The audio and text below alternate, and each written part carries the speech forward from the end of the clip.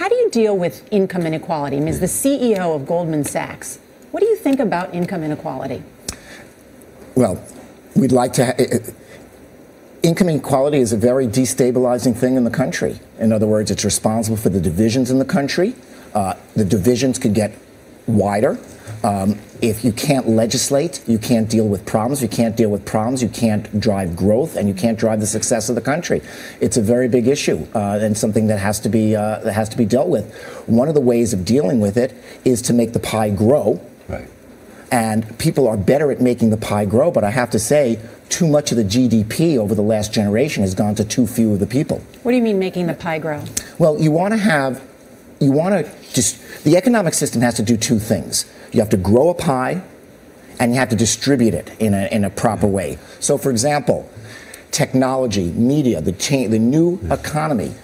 If you do something really well, the entire world beats a path to your door. Mm-hmm. The number 3, number 5, number 400 player gets nothing. It's almost a winner take all.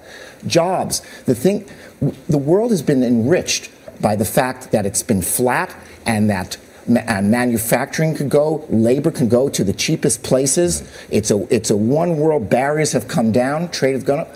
But it's also gone and contributed to income inequality because if you win really big. And if you lose everything if you can't compete. But Lloyd, you were not always one of the, there's a big gap between the have and have-nots. You were one of the have-nots. You were a scholarship student at Harvard. You said you were not one of the popular kids. You sold peanuts and hot dogs at Yankee Stadium. So you know what people are going through. You remember those days. No, I grew up in Brooklyn and in the projects, of course, and I had tremendous opportunity.